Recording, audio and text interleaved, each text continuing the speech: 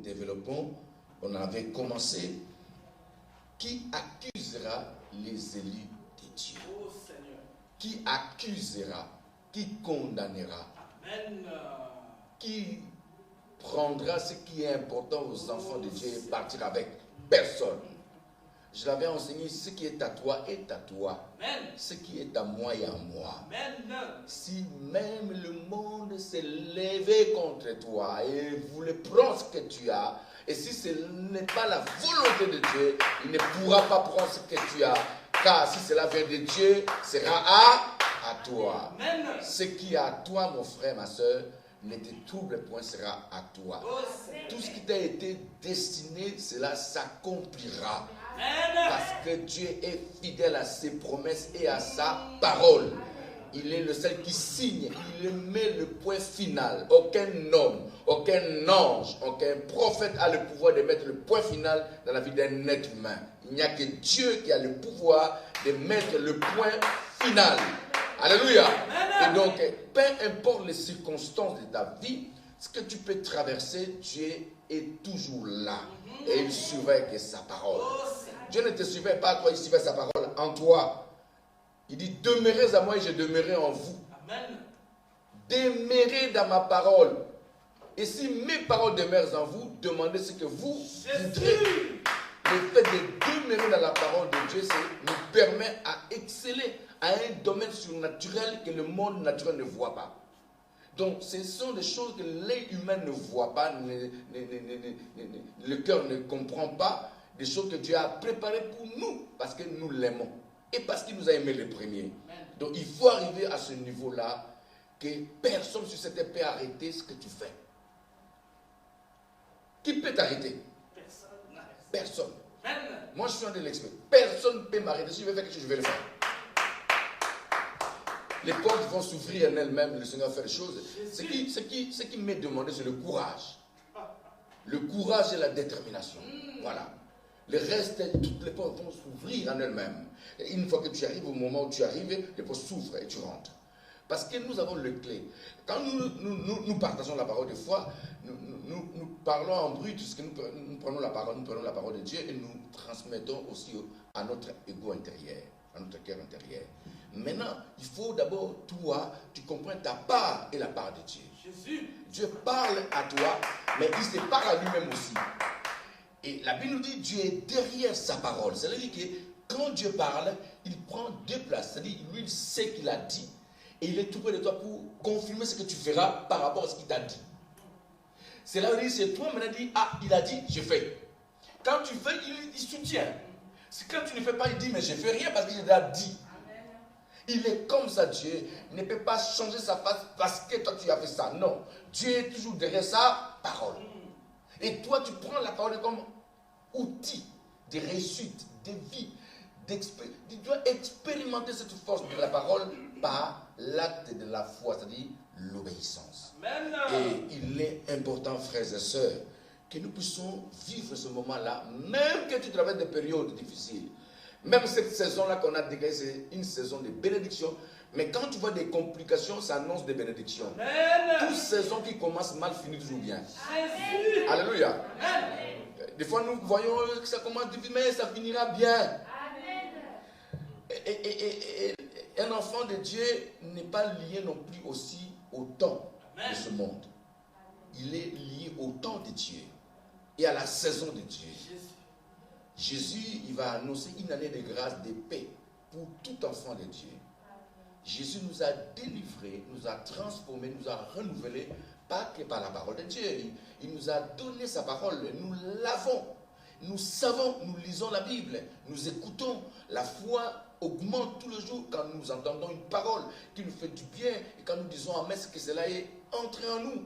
Et maintenant, à chaque fois qu'il y a un problème qui t'arrive, maintenant, observe la parole que tu as reçue tous les mois ou depuis 2 mois. Tu vas voir que cette parole, ce problème a été déjà annoncé par Dieu. Amen. Et toi, sans comprendre, tu as oublié parce que nous, comme nous avons une petite tête, mais fais référence au Saint-Esprit. Saint-Esprit, rappelle-moi. Est-ce que la chose qui m'arrive, Dieu ne m'a pas annoncé ça avant? Dieu annonce toujours quelque chose qui nous arrive. Soit en bien, soit en mal. Amen. C'est avec moi? Et c'est comme ça que Dieu fonctionne. Et quand la chose arrive, cela nous trouble. Pourquoi ça nous trouble? On doit être prévenu toujours. Dieu ne cache jamais à ses enfants ce qui va se passer par la suite. Il ne cache pas parce qu'il est notre Père. Je ne vois pas un père qui va avoir des enfants à la maison, qui a un problème, qui doit dire, je ne dis pas. Il dira toujours à ses enfants, voilà, on traverse une période, voilà ce qui va se passer, nous allons faire ceci, nous allons faire ceci, et les enfants sont au courant, avant même que d'autres personnes soient au courant, n'est-ce pas? Donc nous sommes des fils de la maison, des filles de la maison. Dieu nous parlait toujours avant que les païens connaissent ces histoires-là. Alléluia! D'où qui accusera les élus de Dieu? Dit, personne ne m'accusera. Personne ne m'accusera. Répète à haute voix, personne ne m'accusera. Personne ne m'accusera. Personne ne me condamnera. Personne ne me condamnera. Car Christ Jésus Christ m'a Jésus délivré m'a délivré de la condamnation, de l'accusation au nom de Jésus. Nous sommes un peuple béni, frères et sœurs. Mais c'est vrai que nous sommes dans un pays où il y a beaucoup d'athées, il y a beaucoup de personnes qui ne croient pas. Même la télévision ne croit pas. La télévision française ne croit pas. L'Internet, on peut dispatcher, prendre certaines choses à l'intérieur qui peuvent nous permettre de comprendre qu'il y a d'autres personnes qui croient. Mais notre pays, la France, c'est un pays qui ne croit pas. Et il est important des personnes qui habitent dans de tels pays comme la France doivent être violentes spirituellement. Pourquoi? Parce que c'est un pays qui n'embrasse pas la parole de Dieu. Et Dieu, tu es le seul qui croit et autour de toi, tout le monde ne croit pas. Alors il faut être un violent pour décrocher des miracles et avancer. Et ne pas donner à n'importe quelle personne. C'est pour cela que la Bible dit le royaume des cieux est forcé. Et c'est le violent qui s'en empare. Il faut être un violent pour entrer dans cette...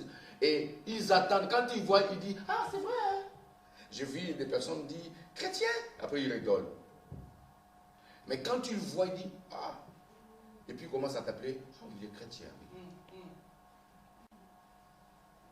Il est chrétien. Parce qu'ils ont vu. Mais au départ, ils ne croient pas. Hein. Quand tu dis que tu es chrétien, mais quand ils voient toi, tu avances, tu se dis, ah, parce qu'il est chrétien, c'est pour cela. Ça confirme ton identité, ce que tu es toi-même. Donc la vie est un défi. La vie que Dieu nous offre, nous accorde, c'est un défi. Nous devons savoir relever le défi dans la vie. Savoir gérer, savoir diriger sa vie, savoir diriger sa vie spirituelle et sa vie naturelle aussi. Amen. Savoir gérer toutes ces deux choses. Savoir qui je suis, où je vais aller. Les projets de l'avenir, la vision de l'avenir, nous l'avons reçu par le Seigneur. Amen. Et il ne faut pas aussi rester dans l'attitude de condamnation et d'accusation. Il faut quitter ce stade-là. Nous amène nulle part. Il faut élever l'étendard. Notre débat doit être élevé, voir des choses importantes pour ta vie. Ne vois personne dans ta vie.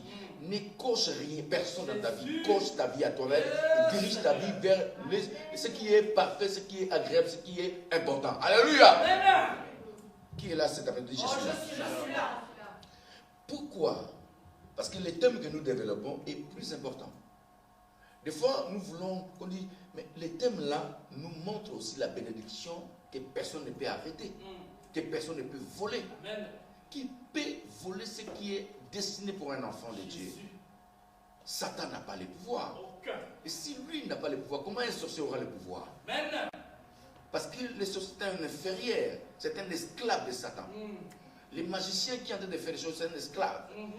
Mais toi, tu es fils de celui qui est au-dessus de tout. Amen. Et il faut qu'on arrive à ce niveau à dire que j'ai un papa, oui. Qu'on dise que tu es orgueilleux. Qu'on dise que non, il est arrogant. Qu'on dise non, il est prétentieux. C'est tout à fait naturel, c'est biblique. C'est lui qui se glorifie dans le Seigneur. Et qu'il faut que tu arrives à ce niveau-là, à montrer au monde que ton Dieu est plus grand que la terre, est plus grand que les hommes, est plus grand que la maladie, est plus grand que la pauvreté, est plus grand que ce que le monde dit, est plus grand que la parole. Il est plus puissant. Alléluia. Ce niveau-là est réservé aux violents. Amen. Il dira ça partout. J'ai un Dieu. Alléluia. Amen. Et nous sommes arrêtés dans le verset Éphésiens chapitre 1er. Nous allons prendre encore Éphésiens chapitre 1er. À partir du verset 1er, nous allons lire la parole de Dieu. J'aimerais rappeler que première chose importante qu'on avait vue, c'est l'alliance. Amen. nous avons vu que Dieu va parler de l'alliance, que c'est un peuple, que j'ai fait une alliance nouvelle. Personne enseignera son frère connaître le Seigneur. Je pardonnerai leurs péchés et je ne me rappellerai plus de leurs péchés. Personne ne peut condamner. On connaît quelqu'un quand il a commis une chose grave. Du moment où Dieu ne se rappelle plus de ce que tu as fait, que tu as demandé pardon, tout est effacé dans la logique de l'esprit. Mais dans la logique du monde, cela existera.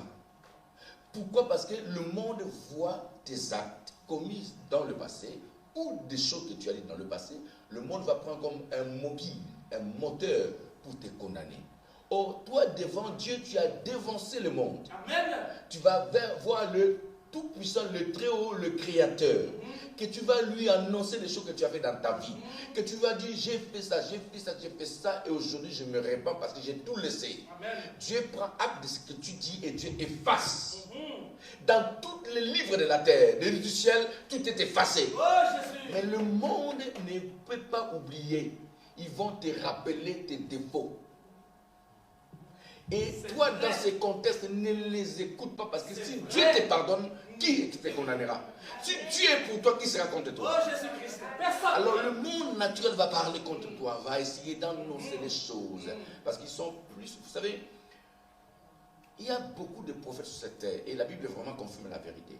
Des faux prophètes, qui parlent de toi comme si cela était vrai, pendant que c'est faux. Ils prophétisent sur toi dans le mensonge même. Pendant que Dieu a donné une parole de vie. Il dit que j'ai un plan que j'ai formé pour vous, un plan de paix, non de malheur, pour vous donner un avenir fait d'espérance. C'est une direction spirituelle et qui est liée aussi à la vie naturelle. Alléluia. Donc, si toi tu commences à écouter les naturels plus que Dieu, alors là, tu as un problème. C'est vrai. Qui est avec moi? Je suis là. Là, tu as un problème. Est-ce qu'on commence à expérimenter que Dieu n'est pas comme nous? Dieu nous dirige. Mais on ne dirige pas Dieu. Impossible. Le jour qu'il nous a, quand il a créé la terre, qui était là pour dire, créez la France comme ça, fais ceci, personne n'a donné de conseils. Le jour qu'il t'avait créé, qui avait donné conseil? Personne, même toi-même, tu ne pensais même pas. Et quand il a voulu que tu sois sur terre, tu veux donner Dieu conseil. Quel conseil tu veux donner à Dieu? Il y a quelqu'un qui a dit, moi je vais défendre Dieu. Tu défends Dieu, tu n'as pas le pouvoir de défendre Dieu. Je lui ai rappelé, j'ai dit, il y avait un homme qui voulait défendre l'arche de l'alliance. Oui. Et Obed-Edom. Oui. Non, on a Uza, quelqu'un comme ça, il a voulu défendre, c'est-à-dire l'arche voulait tomber, et lui voulait retenir, il était mort. On ne retient pas Dieu, on ne défend pas Dieu, Dieu n'a pas besoin de quelqu'un pour défendre sa cause, il est égal à lui-même, mais lui, il nous défend, parce qu'on a besoin de lui. Qui est avec moi? Je suis là. Et donc il est important, frères et sœurs, lisons un peu la parole. Paul, apôtre de Jésus-Christ, par la volonté de Dieu, aux saints qui sont à Éphèse et aux fidèles en Jésus-Christ, que la grâce et la paix vous soient données de la part de Dieu notre Père et du Seigneur Jésus-Christ. La grâce vous soit donnée. Amen. Quand, vous savez, nos aînés ils vivaient plus la parole que la vie normale. Hein, parce qu'ils ne voyaient pas d'autres chrétiens comme le monde le voit. Donc, cette lettre est destinée aux frères dans la foi. Comme nous est destinée ce matin pour nous fortifier, nous prouver et montrer notre identité, ce que Dieu voit par rapport à nous. Dieu ne voit pas comme le monde voit. Dieu ne te voit pas comme la terre, comme d'autres personnes te voient. Dieu te voit autrement. Parce qu'il t'a accordé une vie que personne ne peut enlever. Amen. Personne. Et l'apôtre Paul écrit des lettres. J'aime cet homme de Dieu, car il m'inspire beaucoup. Béni soit Dieu le Père de notre Seigneur Jésus-Christ, qui nous a bénis. Qui nous a bénis. Pas qu'il va nous bénir, qui nous a bénis de toutes sortes de bénédictions spirituelles liées célestes en Christ Jésus. Le mot Christ qui dit celui qui sauve, celui qui enlève, celui qui établit, celui qui donne. Christ est venu pour sauver. Donc, en Christ, c'est-à-dire dans cet ouvrage, le nom de Jésus nous permet maintenant à rentrer dans cette identité que Paul proclame et écrit aux chrétiens d'Éphèse. Il montre que vous êtes bénis de toutes sortes de bénédictions spirituelles dans le lieu céleste. Comme je venais de dire tout à l'heure, que la bénédiction que nous attendons de Dieu, elle nous a été déjà accordée, pas parce que Dieu va le faire, Dieu l'a déjà fait. Maintenant, nous pouvons savoir, c'est dans notre intérieur que nous allons valider cette bénédiction par notre marche avec Dieu. Dans le monde, nous avons des personnes, par notre détermination, nous avons des objectifs fixés. Nous avons dit que cette année, je dois réaliser telle chose, telle chose, telle chose, n'est-ce pas? Donc, il dépend même de toi de savoir que tu es déjà béni par Dieu et qui te maudira et qui t'arrêtera dans ce monde des hommes, personne. En lui, Dieu nous a élus. Comme je venais de dire que notre thème, c'est qui accusera les élus de Dieu. En lui, Dieu nous a élus avant la fondation du monde pour que nous soyons saints et irrépréhensibles devant Dieu. Quand je dis irrépréhensible, irréprochable. Nous sommes un peuple, des fois, quand nous voyons notre chair, avec notre passé, avec ce que nous avons fait, avec ce que nous entendons, avec la télé que nous regardons, avec tout ce que nous voyons, nous pouvons nous identifier à toutes ces choses-là. Or, c'est faux. Amen. Il faut écarter cette hypothèse de s'identifier au monde présent. Parce que nous sommes plus de ce que tu... Nous sommes dans ce monde, nous ne sommes pas de ce monde. Toute réalité mondaine n'est pas liée au spirituel, à ce qui est en nous. Non, ce n'est pas de nos valeurs. Nos valeurs ne sont pas les mêmes avec le monde.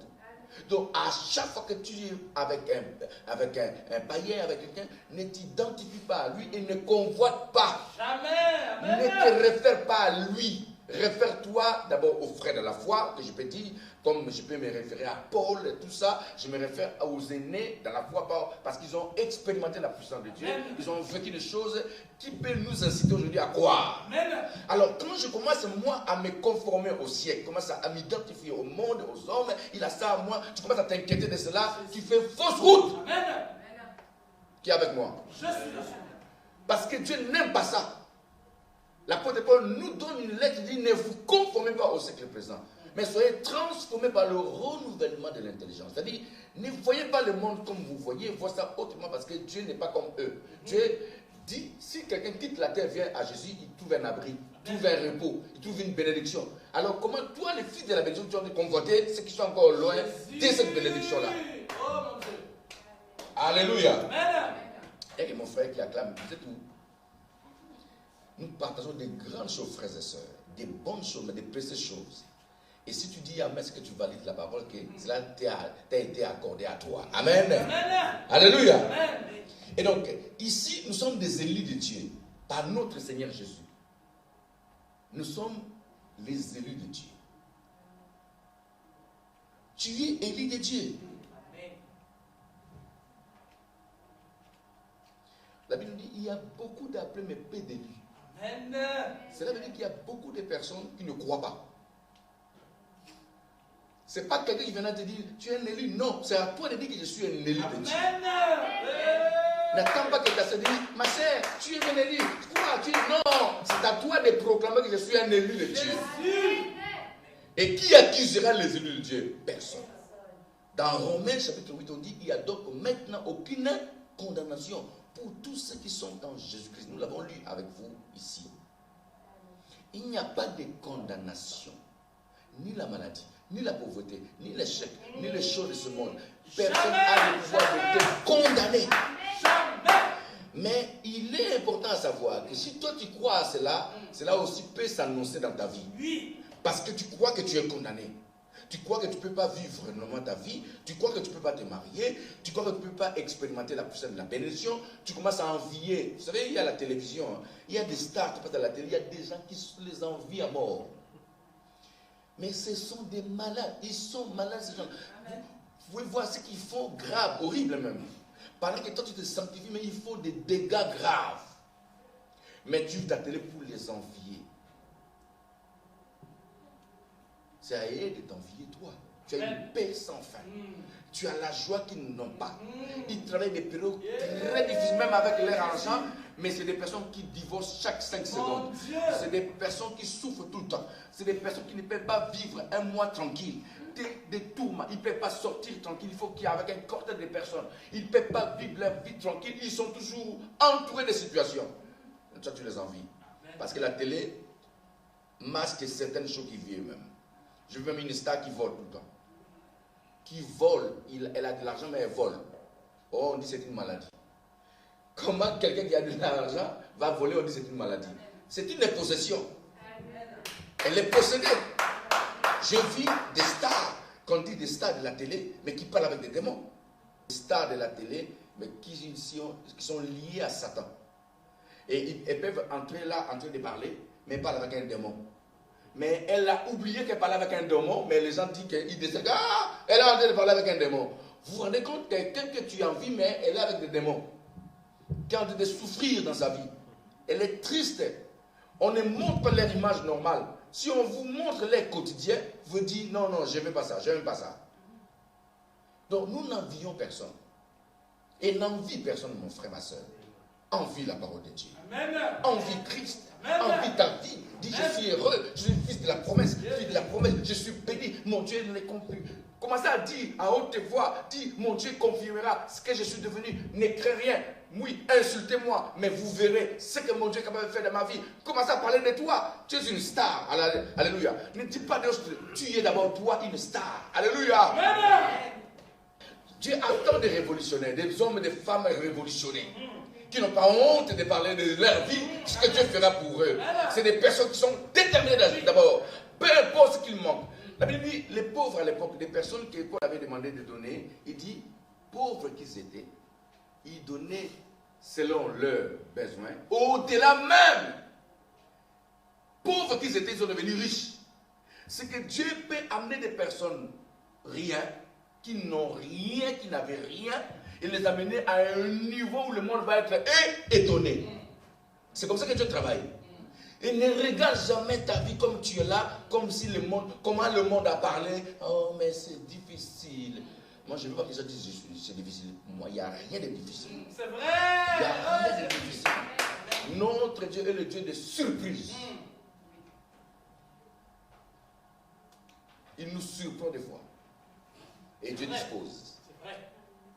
Qui est avec moi? Alléluia. Dieu dispose. Si tu crois seulement, vous savez, il ne faut pas être un spectateur, sois un acteur, actrice dans ce que nous partageons. Sois révolutionné par ce que nous disons, cela s'accomplira. Ne sois pas là pour admirer ou dire non, participe, parce que cela viendra dans ta vie.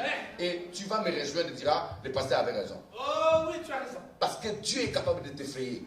Amen. Oui, de te montrer que c'est le Dieu. Parce qu'il est au-dessus de tout le monde. Mais sa parole est une force surnaturelle que Dieu nous a donnée. On a été élus avant la fondation du monde. J'ai été élu avant que je sois même conçu. Parce que le monde a été fait, j'existais déjà dans le plan de Dieu. Avant que la terre de Noé soit détruite, avant que Dieu construise la terre, Oh Seigneur. j'existais déjà dans le plan de Dieu. Jésus. Tout ce que j'ai traversé dans ma vie jusqu'aujourd'hui, cela a été planifié. Amen. La prédestination. Qui condamnera les élus de Dieu? J'ai été élu avant la fondation du monde, frères et sœurs. Avant la fondation du monde, nous étions élus. Ce qui t'est arrivé dans ta vie, parce que tu es un élu de Dieu, tu n'es pas mort. Parce que Dieu te connaît. Dieu avait préparé ta destinée. Dieu sait que ce que tu traverses, oh non, c'est des grandes choses. Des difficultés que tu peux avoir dans ta vie aujourd'hui, cela annonce des bonnes choses dans l'avenir. Parce que Dieu te dira, vois-tu du bien, ce que tu as traversé, mais je t'amène à vivre des choses qui étonneront d'autres personnes qui t'ont connu à ce moment-là. Parce que Dieu est le Dieu qui surprend les hommes. Alléluia. Amen. J'ai traversé des périodes de dans ma vie, mais j'ai toujours vu la main de Dieu. Toujours vu la main de Dieu. Toujours vu. Pourquoi? Parce que je crois que l'appel de Dieu n'est pas un appel qui est un appel ordinaire. Dieu m'a consacré Dieu m'a mis dans ce niveau-là pour que j'expérimente, pour que je témoigne ce qu'il est capable de faire. Parce que Jésus a dit, vous serez mes témoins. Dieu ne nous a pas choisis pour être là. Il nous a choisis pour manifester sa gloire. La nation française attend la manifestation de ceux qui sont ici, les enfants de Dieu. Tu es étudiant, étudiante, tu es frère, tu travailles, tu as un projet, réalise parce que Dieu veut impacter les hommes à cause de toi. À part toi, Dieu veut manifester sa gloire. Il veut t'utiliser, mais le courage nous manque. Le courage nous manque. Nous sommes quelque part des lâches. C'est la lâcheté. On est là en train de rêver d'autres, pendant que Dieu t'appelle à de grandes choses. Combien d'enseignements on a donné ici? On a enseigné beaucoup de choses, frères et sœurs. Quelle est ta réaction par rapport à tous ces enseignements? D'où Dieu ne peut pas amener un peuple, sauver un peuple par le sang de Jésus pour le laisser à la merci des situations. Non, ce n'est pas la logique de Dieu. Ce n'est pas comme ça qu'il a été. Même depuis la création, depuis qu'il a pris son peuple, Israël, pendant qu'il les a enseignés, il les amène, ils ont toujours vu la main de Dieu. Et pourquoi pas nous? Pourquoi pas toi, mon frère? Pourquoi pas toi, ma soeur? Pourquoi pas ta famille? Pourquoi pas ton couple? Pourquoi pas tes enfants? Pourquoi pas toi? Est-ce que tu es esclave de situation? Non! Il faut refuser le malheur, refuser la pauvreté, refuser l'échec, refuser. Sois déterminé, mon frère. Parce que Dieu attend des hommes comme ça, des violents. Des personnes qui disent, c'est vrai ce que le monde voit, mais ce n'est pas la vérité. C'est une réalité qui est venue pour m'épauler à monter dans un niveau de la connaissance et de la vérité de Dieu. Alléluia. Alors, dans ce contexte, frères et sœurs, remarquez la phrase suivante, nous dit ceci. Nous ayant prédestinés dans son amour. Et comme je venais de dire, la prédestination existe. Nous avons tous ici un témoignage de notre passé. Des choses que nous avons connues. Des maladies, des choses graves. Même on a été exposé à la mort, aux accidents graves. On a été... Mais rien ne s'est passé. Et des fois, tu te poses des questions. Mais c'est bizarre, rien. Parce que tu es élu et prédestiné à vivre ce temps de Dieu pour que tu impactes et que tu témoignes. Et il nous a prédestinés à son amour à être ses enfants d'adoption par Jésus-Christ, selon le bon plaisir de sa volonté. Ce n'est pas la volonté de l'homme. Personne ne peut se glorifier de cela. Ce que je suis devenu, aucun homme peut se glorifier. Dit que je lui ai donné ça et ça, il peut me donner, c'est dans la volonté de Dieu. Tu peux te glorifier à ton orgueil, c'est Dieu de l'erreur. C'est Dieu qui a permis ça pour que je puisse avoir. Si je l'ai reçu, que tu te glorifies, c'est ton problème. Parce que c'est le plan de Dieu pour ma vie, pour ta destinée, pour ma destinée. Tout, la Bible déclare, il disposera à notre faveur. Tu peux être un canal, c'est une bénédiction qui vient de Dieu. Je le reçois avec un cœur joyeux. Parce que Dieu a voulu. Si Dieu ne voulait pas, tu n'allais même pas faire ça. Mais Dieu l'a voulu et tu l'as fait parce que Dieu a ordonné. Et donc, il faut savoir, frères et sœurs, alléluia, quand nous sommes dans la logique de Dieu, tout peut nous arriver et ne crains rien. Et même si l'homme peut faire quelque chose, ne te mets pas dans un état difficile, glorifie Dieu. Parce que Dieu se rappellera ce qu'il a fait. Alléluia. Et donc, ici, nous voyons que la prédestination est tellement importante. Et donc, je peux vivre la prédestination par rapport à certaines situations que j'ai traversées dans ma vie. Comme je viens de le dire, ce sont qui prouvent la prédestination et l'élection de Dieu.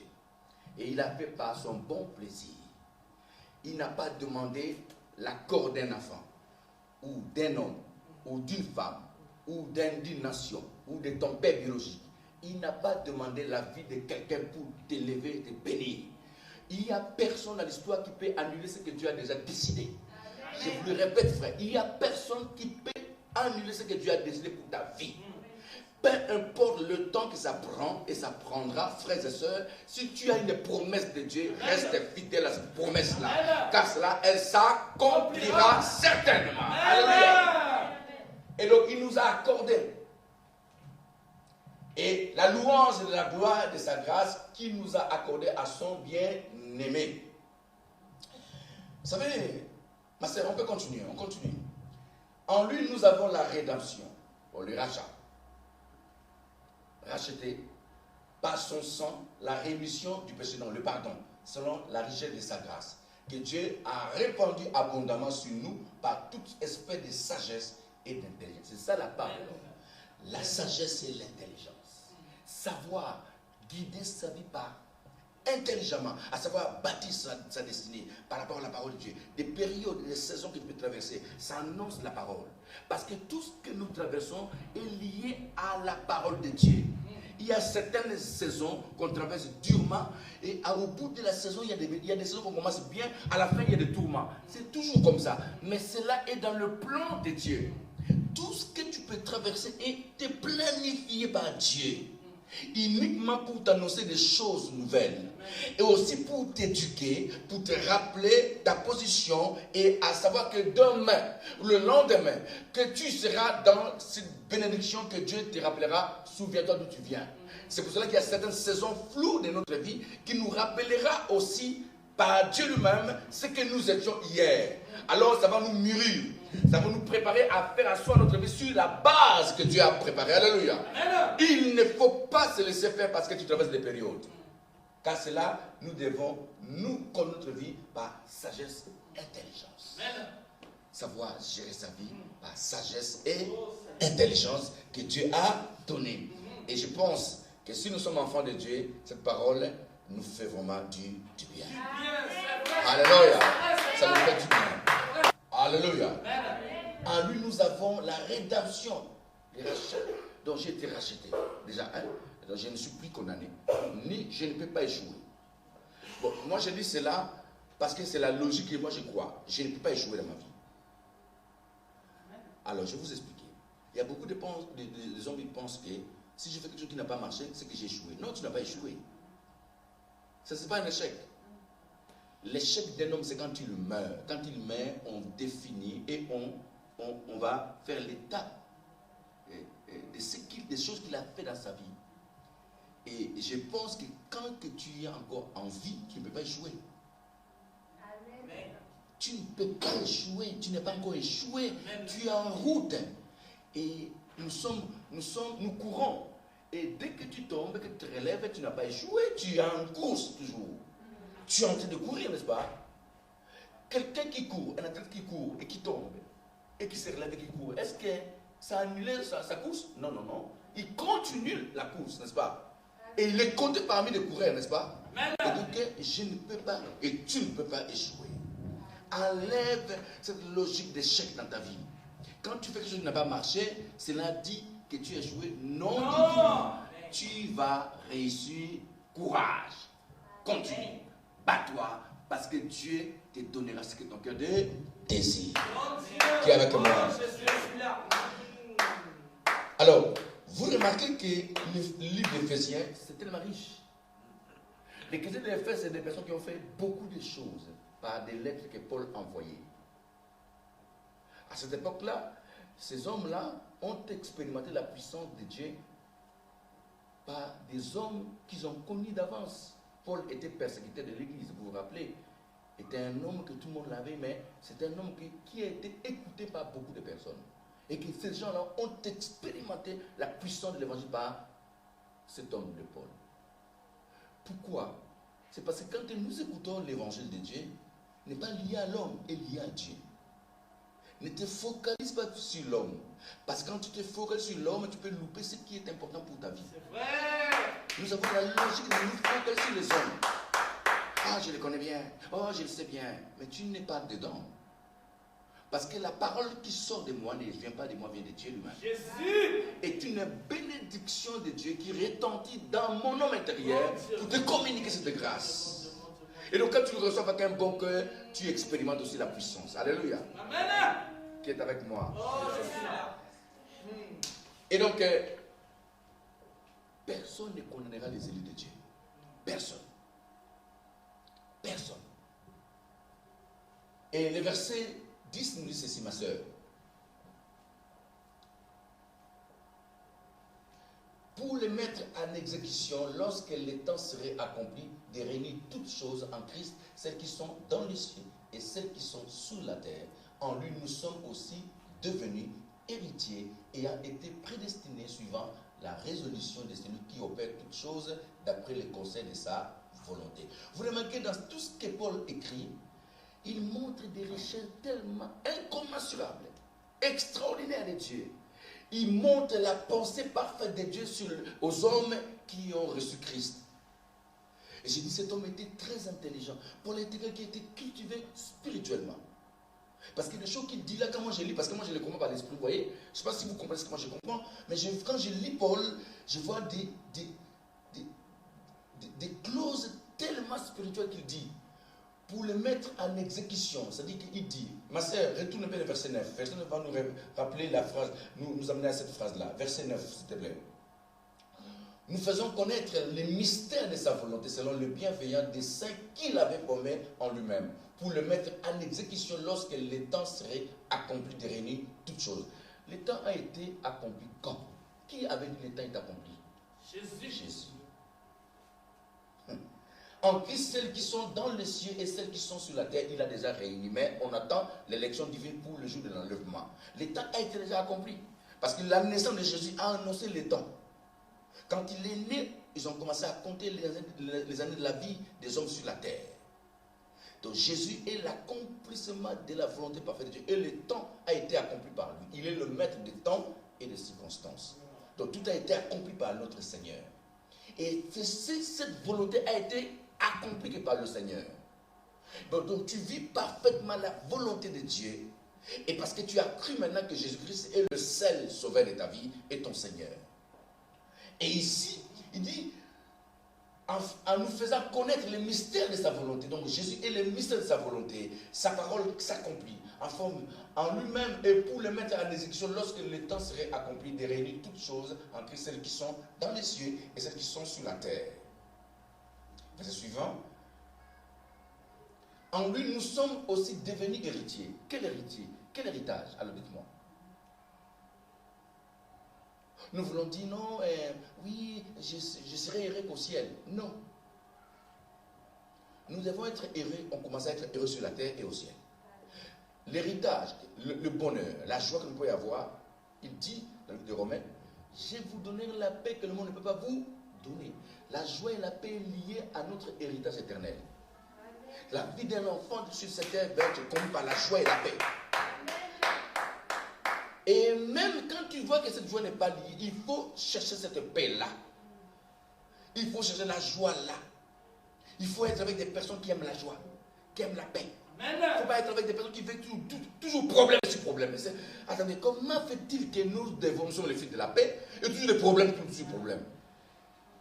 Pourquoi ne pas mettre la paix entre nous? Pourquoi ne pas installer la joie? Quand on se voit, on est joyeux. On est heureux. Oh mon frère, comment tu vas? Ça va bien mon frère. Que Dieu te bénisse. Alléluia.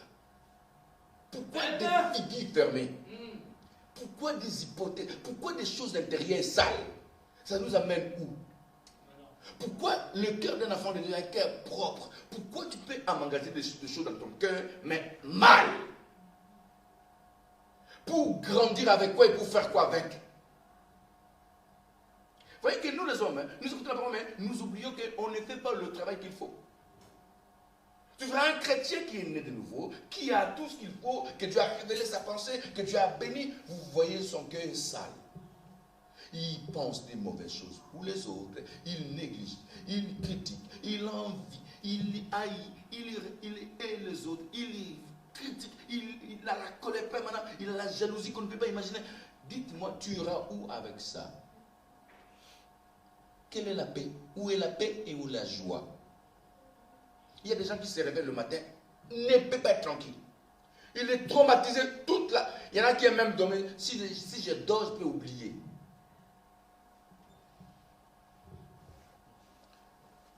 Alléluia. Amen. En lui, nous sommes aussi devenus. Pas nous devenons, nous sommes devenus. Tu es devenu. Tu ne deviendras pas, tu es devenu. Tu as reçu. C'est à toi. Tu es l'héritier. Par Christ Jésus, tu es devenu l'héritier. Co-héritier de Christ. Tu n'es pas oublié par Dieu. Le monde ne te donnera rien. L'homme que tu critiques n'a pas ce que tu as besoin.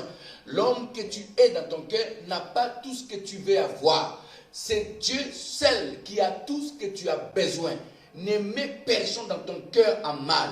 Bénis Dieu quand l'autre est béni. Sois dans la joie quand l'autre est heureux. Sois dans la joie et bénis Dieu. Car ta joie n'est pas liée au naturel ni aux hommes, elle est liée à Dieu. Et il l'a donné par sa propre volonté. Il t'a donné parce que tu es le fils qu'il aime, qu'il a payé le prix et il ne t'oubliera jamais. Qui est avec moi? Afin que nous soyons, il dit, selon la résolution de celui qui opère toutes choses, d'après les conseils de sa volonté, afin que nous servions la louange. Alors, comment dire? Quelqu'un qui va louer Dieu, il va louer Dieu dans des situations, mon cœur seul, non, il sera heureux. La louange, quand l'apôtre Paul dit, celui qui est dans la joie, qu'est-ce qu'il fait? Il chante. Celui qui est dans la joie, il chante. C'est la joie que tu as qui te pousse à chanter. Je ne vois pas quelqu'un qui a des problèmes qui va chanter. Il va prier peut-être. Mais chanter, c'est un signe de joie. Quand quelqu'un chante, donc il est béni, il est heureux. Et comment nous allons nous servir de la louange de sa gloire si nous-mêmes, nous ne croyons pas que nous sommes des héritiers? Qui accusera les élus de Dieu? Personne. Dit, personne ne m'accusera. Personne ne m'accusera. J'ai pris beaucoup de temps pour vous... Parce que c'est important, frères et sœurs. Nous allons y arriver.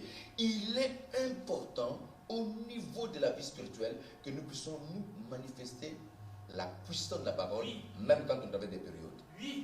Et il est important aussi d'observer ton entourage, d'observer la nature. Certains contextes de la vie, c'est-à-dire quand tu vois des choses qui s'accumulent en mal, des personnes, tout ça, c'est que le diable est en train de se préparer.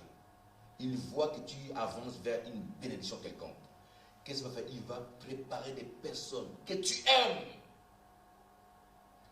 pour t'arrêter. N'ayez personne, s'il vous plaît. N'ayez personne, je vous dis. Je vous donne un secret, aussi un conseil gratuit. N'ayez personne dans ton cœur. Les gens vont faire des choses qui vont vous pousser à les haïr, mais ne le faites pas. C'est le plan du malin. Ne rejette personne. Mais tu peux te séparer avec quelqu'un, mais ne rejette personne. Parce que tu ne connais pas l'avenir. Tu le verras un jour dans un coin où il sera important pour toi. Et tu auras du mal à l'approcher.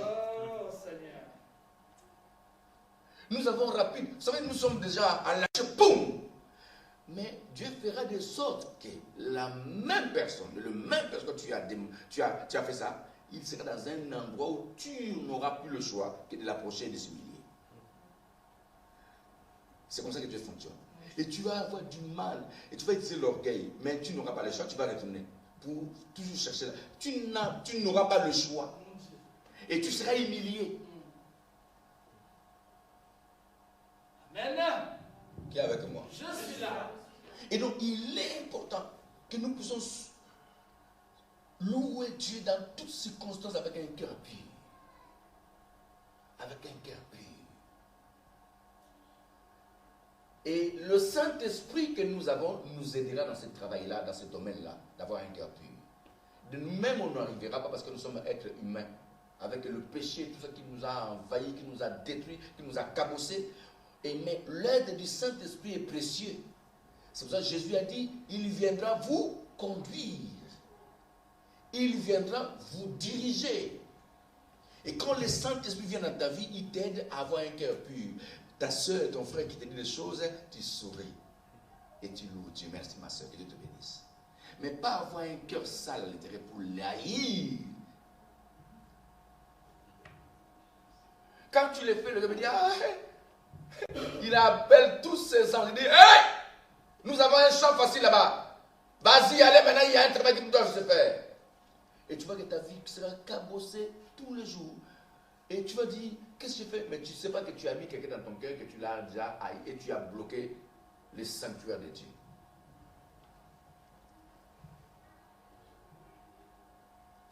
Alléluia. Amen. Alors, nous allons prendre notre verset. Non, on finit d'abord ça. Parce que c'est important que vous connaissiez la suite, c'est très important. C'est très très important.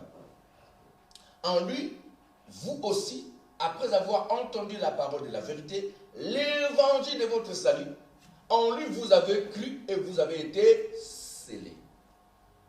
Le mot scellé, c'est des mots protéger et aussi remplir quelqu'un.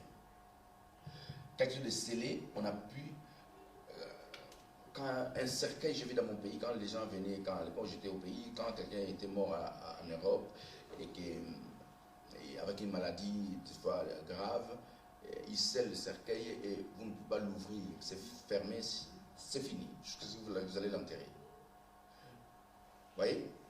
Et nous sommes scellés. L'ordre est donné, en lui vous avez, après avoir entendu la parole et la vérité, la parole de Dieu, l'évangile de votre salut, en lui vous avez cru. La foi que nous avons va sceller, va nous protéger. Si on dit que la foi, c'est lui qui arrête tous les traits enflammés du malin. La foi est un bouclier qui arrête. C'est-à-dire, quelqu'un peut parler que tu n'arriveras pas. Mais par cette foi que tu as été scellé et tu ne croiras pas aux mensonges. Même si quelqu'un dit que tu es comme ça, tu ne crois pas parce que tu crois seulement à la vérité de Dieu qui est en toi, qui t'a été donnée et que tu es scellé. La protection de la parole, c'est-à-dire que tu crois toujours à la parole de Dieu. Peu importe ce que l'on peut dire, mais la parole de Dieu pour toi c'est final. Alléluia. C'est qui dit que vous étiez scellés du Saint-Esprit qui avait été promis. Le Saint-Esprit, c'est aussi un gage qui confirme que nous avons cru. Quand tu crois, le Saint-Esprit confirme ta foi. Et il te conduit aussi. Alléluia. Lequel est un gage de notre héritage.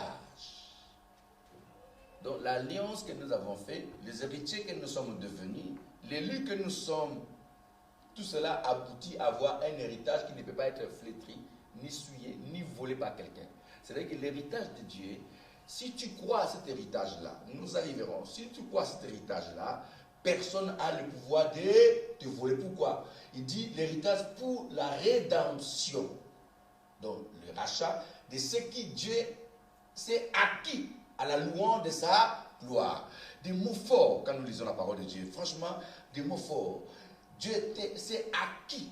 Les rachats de ce que Dieu s'est acquis à la louange de sa gloire. C'est qu'il a fait ça sa propre volonté. Il a donné Jésus par sa propre volonté. Il n'a pas calculé tes péchés, ni ton passé, mais il va donner Jésus. Une fois que tu reçois Jésus dans ta vie, tu es scellé, tu es protégé, tu es gardé pour les temps de Dieu. La personne qui décidera de ta mort, c'est ni la maladie, ni le monde, ni les hommes, ni les sorciers, ni les magiciens, ni le diable. Il n'a pas le pouvoir de décider la vie d'un enfant de Dieu. C'est Dieu qui a le pouvoir sur nous. Dis à ta soeur, celui qui a le pouvoir sur moi, c'est Dieu. Alléluia. Alors, écoutez bien, frère. Prenons Jean chapitre 12. Verset 40. À partir du verset 44. Il faut qu'on évolue. Qui a évolué, qui est là, qui est heureux? Je suis heureux. Moi, je suis heureux. Je me sens bien, frère. Je me sens bien. Très, très bien. Très bien. Car la parole est une force La parole de Dieu est une qui force m'épaule, qui me porte et qui me pousse à expérimenter la puissance de la vie. Au nom de Jésus. Oh, Jésus s'était écrit, celui qui croit en moi, croit non pas à moi, mais à celui qui m'a envoyé. Vous voyez que le Seigneur parle toujours de son Père. Celui qui m'envoie, celui qui m'a, à celui qui me voit celui qui m'a envoyé. Il y a une dimension très spirituelle dans ce que Jésus dit là.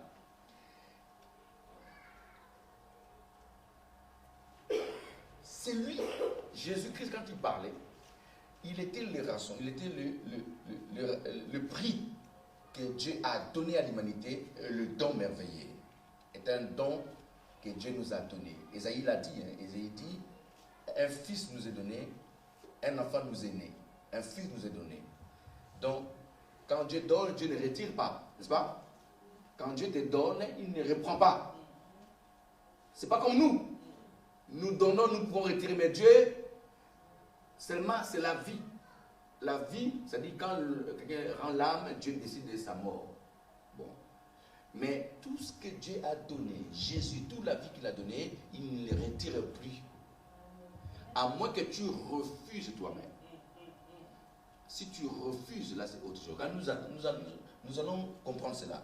À moins que tu refuses, hein, alors tu as décidé. Pourquoi Dieu donne l'homme la liberté de refuser et d'accepter? Parce que l'homme est une créature merveilleuse qui Dieu a donné toutes les possibilités de devenir au niveau élevé et d'être à la place d'un Dieu qui décide aussi. Vous voyez, nous sommes des petits dieux sur la terre, n'est-ce pas? Nous pouvons soit refuser, soit accepter. C'est pour cela quand vous lisez aussi le livre de l'Apocalypse, il dit, je frappe, ouvre-moi, j'entrerai, je souperai avec toi. N'est-ce pas? Il te demande l'accord. Il ne te force pas. Dieu ne force personne. Dieu n'est pas un militaire, ni un voleur comme le diable, c'est un voleur, lui ne demande pas, il rentre, il égorge. Mais Dieu te demande qu'il accorde. Alléluia. Amen. Dans verset, je suis venu comme une lumière dans le monde, afin que quiconque croit en moi ne demeure pas dans le ténèbre. Oh, ça c'est mes révolutions. Jésus est là. Donc la parole de Dieu est une lumière. C'est-à-dire, il m'ouvre les yeux. Quand j'étais malheureux, j'étais souffrant, je ne savais pas, il n'y avait pas. Je vous donne l'exemple simple de cette femme qui avait la perte de ça pendant 12 ans. Elle était malheureuse. Elle a donné tout son argent à des médecins. Elle ne sentait pas, elle n'avait pas la vie, elle n'avait pas. Mais elle a été, on lui a annoncé la bonne nouvelle que Jésus passait par là. Elle a entendu que cet homme, quand tu le touches, quand tu le vois, tu es guéri. Ses yeux étaient ouverts. Elle a pris du courage, la détermination. Il dit, je ne loupe pas cette occasion parce que comme il passe par là, et comme on a dit qu'il guérit, elle a cru, elle a foncé, elle a réussi à guérison. Donc nous aussi, Jésus dit, il est une lumière dans le monde, afin que quiconque croit en moi ne demeure pas dans le ténèbre. Si tu étais malheureux, tu étais pauvre, cela doit s'arrêter. Pourquoi? Une lumière, une parole de vie et d'encouragement que nous annonçons tous les jours. T'encourage, te motive dans ce que tu fais. Dis, ma foi ne sera plus la même. Ce que je veux désirer, je vais le voir, je vais la voir, parce que mon Dieu m'a dit ceci. Tous, la parole est une lumière. Dis à ta soeur, la parole est une lumière. Si quelqu'un entend mes paroles et ne les garde point, ce n'est pas moi qui les juge, car je suis venu non pour juger le monde, mais pour sauver le monde. Donc il dit, il ne juge personne, mais c'est la parole que tu refuses. C'est ce que tu fais toi-même qui te jugera demain. Lui n'est pas venu juger. C'est quand tu es quelqu'un qui juge les autres, tu seras aussi jugé. Si quelqu'un entend mes paroles et ne les met point, ce n'est pas moi qui les juge, car je suis venu non pour juger le monde, mais pour sauver le monde. Donc, la parole que nous entendons, que nous ne gardons pas, c'est elle demain qui va nous rappeler. Mais j'étais là, mais tu ne m'as pas voulu. Jésus était venu pour toi. Tu as refusé. Et donc moi je me suis dit, je suis là pour toi. L'opportunité était là, tu ne l'as pas saisi. Et voilà. Et les problèmes que tu vas avoir, tu vas dire, mais non, nous on est venus parce qu'on a trouvé une porte ouverte. Et nous sommes rentrés parce qu'on n'a pas trouvé la porte fermée. La porte était ouverte et on rentre. Vous voyez, tout cela, c'est à nous, les hommes spirituels, de gérer. Jésus n'est pas venu juger quelqu'un. Il ne juge personne. Il est venu sauver. Il est venu bénir. Il est venu ouvrir des portes. Il est venu guérir. Il est venu changer de vie. Alors, si tu refuses, qui te posera? Personne. Alléluia. Celui qui me rejette et qui ne reçoit pas mes paroles à son juge la parole que j'ai annoncée, celle qui les jugera au dernier jour. Voilà le jugement. Il y a beaucoup de personnes dans ce temps de la grâce, comme je l'avais dit. Le temps de la grâce est ouvert, mais le jugement n'est pas encore arrivé. Le jugement sera au dernier jour. Pourquoi le dernier jour? Parce qu'on va dire, mais oui, tu avais entendu. Oui, tu n'as pas écouté. Oui, tu n'as pas fait ce qu'on t'avait demandé. Oui, même tes proches vont te rappeler. Oui, mais tu nous as acceptés. Oui, mais oui, tu validais notre présence. Oui, nous ne sommes pour rien. Nous sommes venus et tu as dit, oh, allez-y, entrez. Et nous sommes entrés et on a soupé avec toi. Oui, on a vécu un moment avec toi, mais tu nous as voulu. Oh, oui, mais à un moment donné, oh, tu nous avais expulsés aussi, c'est vrai. Donc, les problèmes, ils m'en parlera par rapport à ta vie. Qui est avec moi? Je suis là. J'ai dit, lui n'est pas venu. C'est toi qui rejettes la parole. C'est quand on te dit que ma soeur, mon frère, Dieu guérit, Dieu change, Dieu donne la vie, Dieu guérit, Dieu délivre, Dieu change, Dieu te donne des... À un moment donné, quand tu oublies, eh bien, ce n'est pas Dieu, c'est cette parole que tu as entendue qui sera aussi le juge de ta vie. Il va te juger, il va dire, mais oui, j'étais là. Je sais que c'était la vérité, j'étais là. Tu n'as pas voulu. Tu as fait comme si tout le monde c'était vrai, tu as prouvé au monde, tu as parlé et tu as dit oui, mais au fond de toi, tu n'as pas accepté. Et c'est elle qui te jugera demain. Qui est avec moi? Je suis là. Pour juger quelqu'un, il faut avoir des atouts possibles pour juger quelqu'un. Cela veut dire quoi?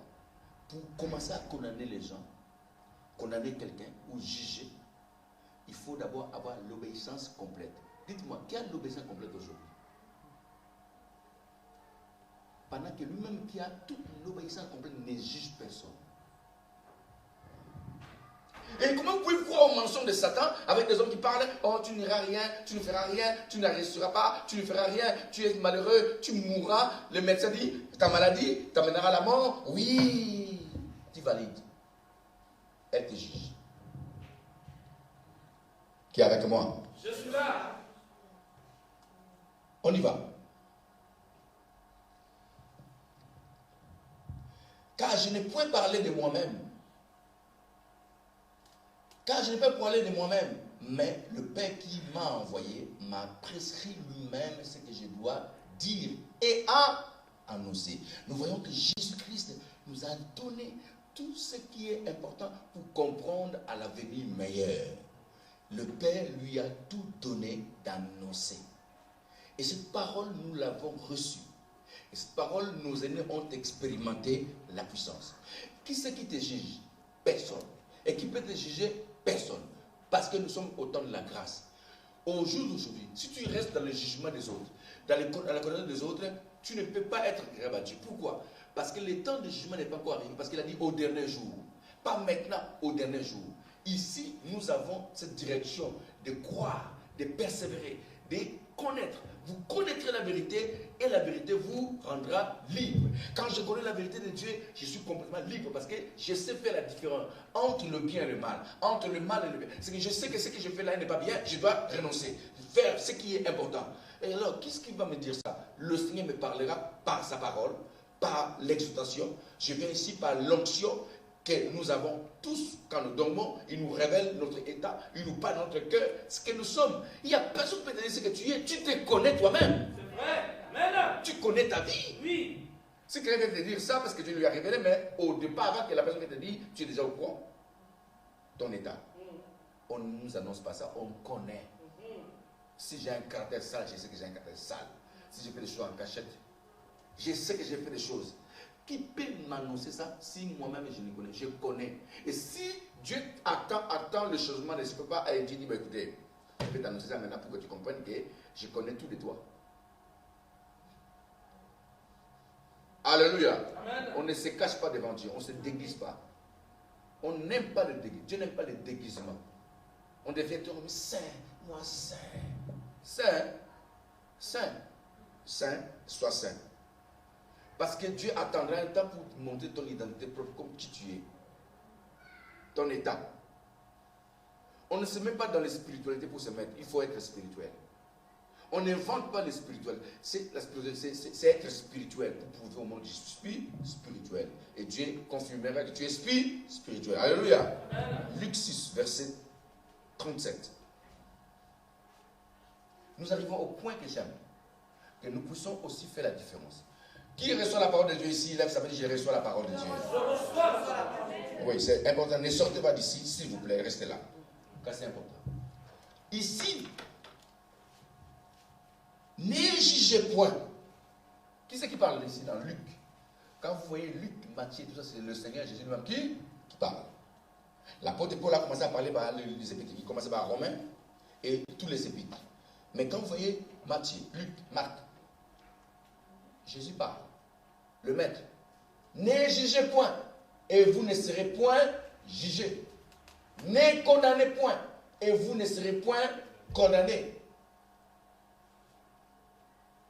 Je répète, ne jugez point et vous ne serez point jugés. Ne condamnez point et vous ne serez point condamnés. Nous sommes très doués dans la condamnation de chrétiens. La personne que tu connais là, tu ne sais pas que c'est le lit de Dieu. Exhorte. Exhorte seulement. L'exhortation est liée à la parole et au droit de Dieu par rapport à l'homme. Mais la condamnation a été automatiquement refusée par Dieu lui-même. Quand tu vois quelqu'un faire quelque chose, va le voir pour l'exhorter. Tu n'as pas à condamner, à juger l'acte de l'autre. Parce que la parole de Dieu nous interpelle tous. La parole de Dieu que nous annonçons, que nous écoutons, tout le temps nous interpelle. Et quand tu vois la vie de quelqu'un et n'est pas comme, il faut aller l'exhorter. Pas pour rappeler ses défauts, non pour lui dire des choses qu'il fait, mais amène la personne à l'amour de Dieu. Ce qu'on appelle l'exhortation. Montrer à l'homme l'amour de Dieu, la compassion, l'œuvre de la croix pour lui, ce qui est parfait pour lui, ce qui est agréable pour lui. Mais quand tu rentres dans la condamnation, le jugement, tu rentres dans le domaine de l'ennemi. Parce qu'il est là pour condamner et juger les hommes. Qui est avec moi? Ne vous posez pas au juge d'autrui. Et vous ne serez pas vous-même jugés. Gardez-vous de condamner les autres et à votre tour, vous ne serez pas condamnés. Pardonnez et vous serez vous-même pardonnés. C'est ça. C'est ça. Donnez et l'on vous donnera. Qui aime l'amour? Qui aime l'amour? Donne l'amour. Si tu veux qu'on t'aime, commencez à aimer. J'entends toujours, dans cette église, il n'y a pas l'amour. C'est faux. Le mot amour n'est pas lié aux hommes, est lié à Dieu. Le Dieu d'amour nous a réunis, on n'a pas l'amour. Commencez à donner l'amour. L'amour, c'est quoi? C'est le respect. Mais lisez bien l'amour. Quand nous lisons le livre d'amour, nous lisons l'amour. L'amour croit tout, l'amour supporte tout, l'amour n'est pas envié, l'amour n'est pas arrogant, l'amour n'est pas... L'amour, c'est quelque chose de tellement simple. J'ai entendu, il n'y a pas l'amour. Il y a l'amour. Mais l'amour répond aussi. Dieu qui nous aime, il nous corrige aussi. Dieu qui nous aime, il nous interpelle aussi. N'est-ce pas? Dieu qui nous aime, il peut nous taper. L'amour pousse quelqu'un à reprendre l'autre. Qui est avec moi? La plupart sont comme ça. Quand il y a quel problème, il n'y a pas l'amour. Il y a l'amour. Mais il faut savoir gérer l'amour. Donnez et l'on vous donnera. On versera dans le pan de votre vêtement une bonne mesure bien tassée, secouée, débordante. Quand on emploiera à votre égard la mesure dont vous serez servi pour mesurer. Dans la logique de Dieu, quand nous sommes avec Dieu, il aime que nous puissions suivre ses instructions pour que nous ne soyons pas condamnés. Amen. Ne condamnez personne. Dis attention, ne condamne personne. Et n'accuse personne. S'il faut aider, exhorte seulement. Mais ne condamne pas. Parce que ce que tu fais te sera fait toi-même aussi. Romains chapitre 8. Commence le verset 28 pour que nous ayons un peu l'idée. Maîtresse.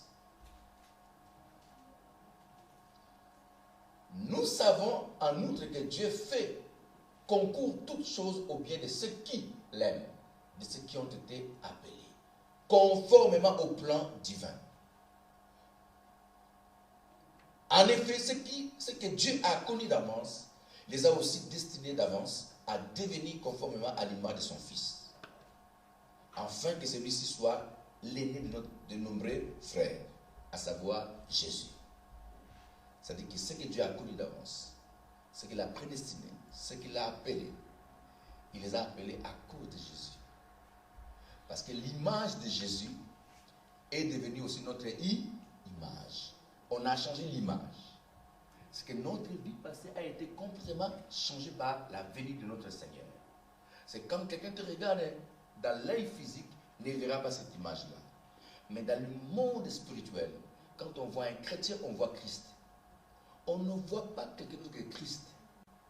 Vous devez avoir cette information-là, c'est tellement important.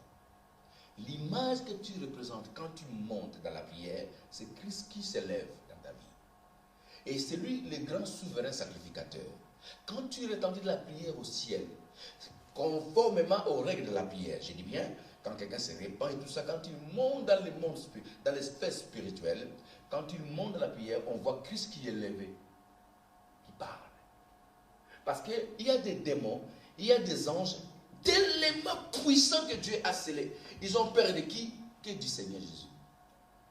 Et quand nous montons au ciel par la prière, et c'est pour ça que la Bible déclare, Christ nous a pris. Nous sommes assis avec nous dans le lieu céleste. C'est lui qui nous a portés avec nous dans le lieu céleste.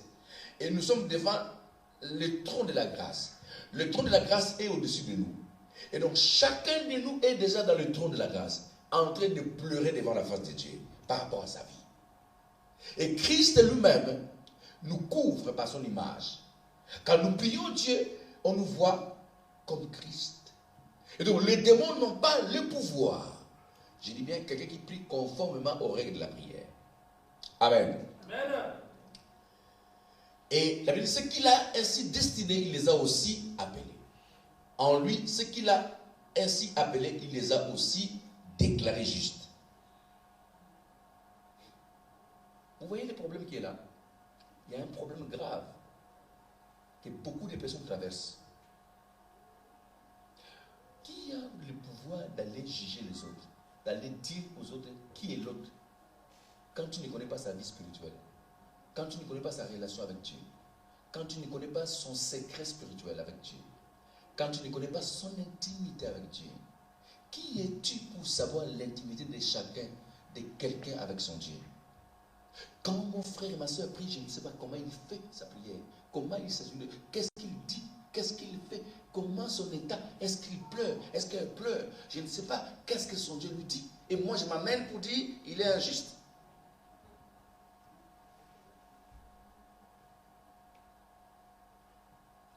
Qui suis-je pour dire ça?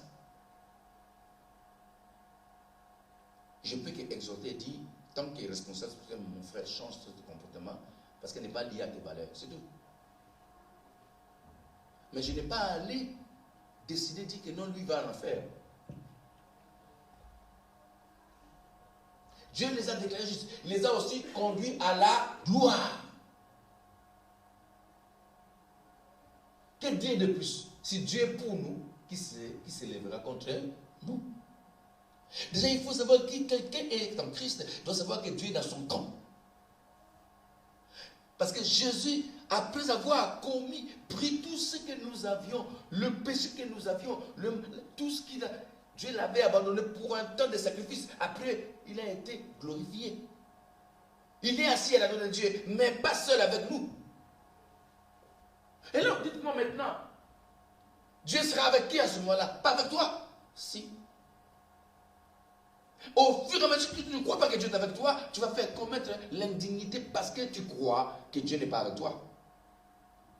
Quand tu attends une bénédiction que tu ne vois pas, tu vas dire, eh bien, de toute façon, j'en ai marre, quoi. Je fais ce que je veux, parce qu'il n'y a rien qui m'arrive. C'est faux. Tu es dans l'erreur. Ne commets pas l'indignité à cause de cela. Parce que tout ce que tu fais te jugera demain. Tout ce que tu feras demain, ils vont te condamner parce qu'ils vont prendre comme moteur mobile ce que tu as fait. Et ne fais pas le mal parce qu'ils vont te connaître par rapport à ce que tu as fait. Ne fais pas les contraires de la parole de Dieu parce que le monde qui veut que tu fasses, il t'attendra au tournant pour te cribler. Autant au moment où tu seras élevé. Ils vont te dire, parce que tu es un homme public, tu n'as pas à te justifier à dire un mot. Et je vous dis qu'on ne croit plus beaucoup au monde qui parle comme un homme. Remarquez, nous sommes dans un temps où on ne croit même pas à ce président qui est établi aujourd'hui. Qu'est-ce qu'on ne dit pas de lui? Qu'est-ce qu'on ne raconte pas sur lui? Il a des nerfs solides, je dis. Je connais un premier ministre qui est allé se suicider à cause de ce qu'on a dit de lui. Bérégovoy, si vous vous rappelez de ce temps-là. Cet homme, on a tellement parlé de lui, il est allé se suicider. Le monde ne donnera jamais à toi un cadeau, frère, ma soeur. Il t'attendra au tournant. Faites le bien, mais ils vont t'attendre toujours au tournant. Jésus a fait le bien toute sa vie. Qu'est-ce qu'il n'a pas reçu comme balle, comme coup, comme insulte?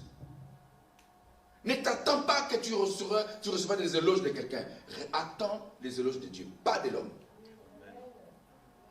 Parce que Dieu ne permettra jamais que quelqu'un vienne te faire. Il peut faire tout ce qu'il veut. Dieu va te lever pour confondre. Dieu ne fera pas. Dieu te lève pour confondre qu'ils étaient dans l'erreur eux-mêmes. Qui est avec moi? Je suis là. Car Dieu est avec toi. Et qui sera contre toi? Personne. Et il faut que tu sois dans le camp de Dieu. C'est ça le problème. Il faut que tu sois dans le camp du Seigneur. C'est que tu écoutes la parole de Dieu. Tu confirmes la parole de Dieu. Tu mets la parole de Dieu en pratique. Peu importe les circonstances. Loue Dieu dans tes épreuves et Dieu sera avec toi. Verset qui suit.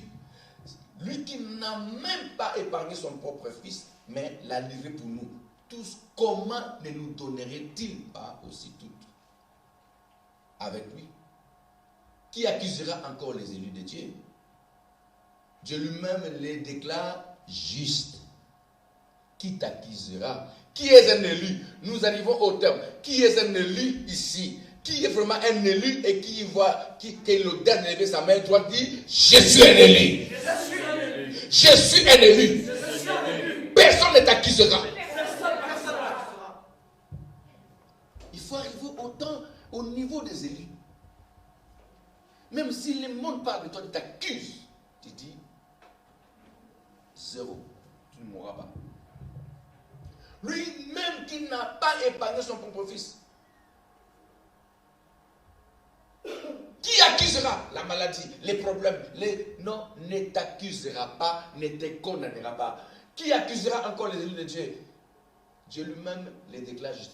Qui les condamnera? Dit: personne ne me condamnera. Parce que je suis un élu. Un élu de Dieu. Au nom de Jésus-Christ. Le Christ est mort. Bien plus, il est ressuscité.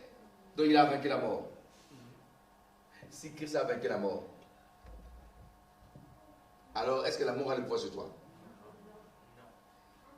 Parce qu'il est en toi, il a vaincu la mort. Est-ce que la mort a le pouvoir sur toi? Non! Ne lui donne pas l'occasion de régner sur ton corps. Mais tu sens que ça bouge. Au nom de Jésus, la mort, tu étais vaincu. Et tu n'as pas le pouvoir sur mon corps. Laisse mon corps. Laisse-moi libre.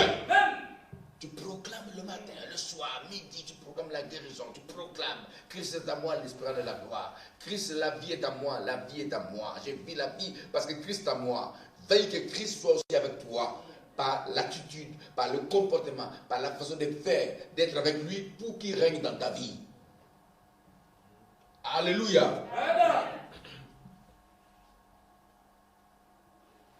Qui les condamnera? Qui les condamnera? Ni les jugements, ni la condamnation. Qui les condamnera? Le Christ est mort, bien plus qu'il est ressuscité. Il est à la droite de Dieu. Il intercède pour nous. Qui est-ce qui pourra nous arracher à l'amour de Christ, du Christ? La détresse ou l'angoisse, la persécution, la faim, la misère, les dangers ou l'épée? Rien. Dire rien ne t'arrivera. Tu peux secouer un peu ta. Si tu connais une soeur et un problème, quelqu'un a un problème, secoue, rien ne t'arrivera. Lève-toi. Secoue, rien ne t'arrivera. Allez, secoue ta soeur, rien ne t'arrivera. Tu peux te lever, rien ne t'arrivera. N'aie pas peur. Alléluia. Rien ne t'arrivera. Ni la faim, ni la misère, ni les dangers ou l'épée. Car il nous arrive ce qui dit l'Écriture: à cause de toi, Seigneur, nous sommes exposés à la mort. La longueur des jours, on nous considère comme des moutons destinés à l'abattoir. Mais dans tout cela, nous sommes plus que vainqueurs. Dis: nous sommes plus que vainqueurs. Tu es plus que vainqueur. Il y en a qui ne répètent pas. Regardez-moi, regardez-moi, s'il vous plaît. Que les enfants ne vous dérangent pas.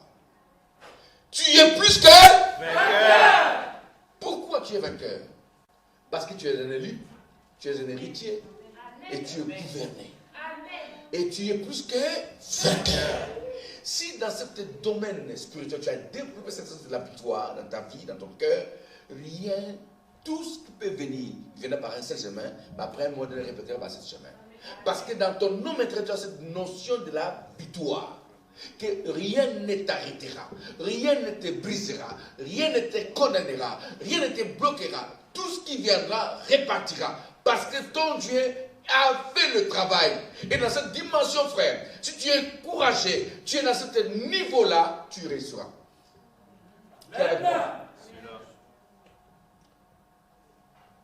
Nous sommes plus que vainqueurs. Je suis plus que vainqueur. Eh bien, oui, j'ai l'absolue certitude, j'aime ce verset. Ni la mort, ni la vie, ni les anges, ni les dominations, ni les présents, ni l'avenir, ni les puissants, ni ce qui est en haut, ni ce qui est en bas, ni aucune autre créature, rien ne pourra nous arracher à l'amour que Dieu nous a témoigné en Jésus-Christ notre Seigneur. Toutes ces choses-là ne te condamnent pas. Qui peut te condamner aujourd'hui? Personne. Quelle maladie elle voit sur toi? Rien. Quelle force, quelle puissance nocturne elle voit sur toi? Personne. Tu peux manger avec un sorcier. Tu peux manger. Rien ne te fera de mal. Même s'il a fait des incantations avant que tu manges. Tu manges, rien ne t'arrivera. Seulement que tu dis, au nom de Jésus, je sanctifie ce repas, je mange. Mange plus que lui. Parce qu'il va être étonné. Ah, il a mangé, mais il vient là, lui dit, rien. Il est qui, lui? Qu'est-ce qu'il a? Il va être étonné. Il va faire encore des incantations. Il vient dans ton lit faire des incantations. On a déjà regardé des fois des scènes où les bien-aimés chantent et les sorciers viennent dessus sur son lit, fait des incantations. Le feu qui est en lui, qui brûle tous ces sorciers, il prend des feux. Parce que Dieu t'a donné la capacité de régner. Dis, je règne. Je règne sur le sorcier, sur la maladie, sur l'échec, sur l'abomination, sur le péché. Au nom de Jésus, je règne sur l'atmosphère, sur le mal, sur tout ce qui peut animer ma vie à mal. Je règne, je règne, je règne, je règne. Au nom de Jésus-Christ, tu dois régner. N'accepte pas les accusations, mais l'exhortation, oui. L'exhortation est biblique. La vie éternelle est biblique. La réussite est biblique. La guérison est biblique. L'élévation est biblique. Mais la condamnation, non. Ne sera jamais nommée dans ta vie, ni dans ton sanctuaire, ou ni dans ton espace, rien. Dans cette clôture, Dieu a écarté cela, car Dieu a disposé pour que tu sois béni. Alors, écoutez. Écoute les gens qui te poussent à la bénédiction. Écoute les gens qui te poussent à la guérison. Écoute les gens qui te, même les gens qui te parlent de la repentance, c'est bien. C'est repentir, c'est changer de direction, d'aller au-delà de ce que Dieu veut. Parce que Dieu veut ta réussite. Alléluia. Dis-le avec moi, lève ta main droite. Dis cet après-midi, j'ai reçu la parole de Dieu. Cette parole me fortifie, m'encourage, me montre mon identité. Et maintenant, je marche dans la direction de la victoire, de l'excellence. Au nom de Jésus, moi Josué, je suis béni de toutes sortes de bénédictions spirituelles que Dieu a accordées dans son amour. Car aujourd'hui, je suis le fils de la bénédiction et la joie m'accompagne, le succès m'accompagne, la victoire m'accompagne. Au nom de Jésus, au nom de Jésus, je suis puissant, je suis fort, fort. Maintenant, je brise le lien du passé. Au nom de Jésus, je renverse dans mon espace toutes paroles qui étaient envoyées contre moi. Maintenant, au nom de Jésus, je règne. Maintenant, je plaque la parole de Dieu dans mon cœur. Dans mon cœur. Maintenant, c'est la parole de mon Dieu qui est important, qui est fort, qui est puissant, Et je croirai à la parole de Dieu. Maintenant, je suis la tête.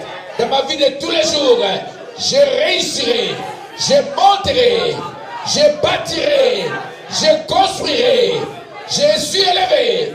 Et je m'assierai avec des hommes et des femmes importants au nom de Jésus. Acclamons le Seigneur.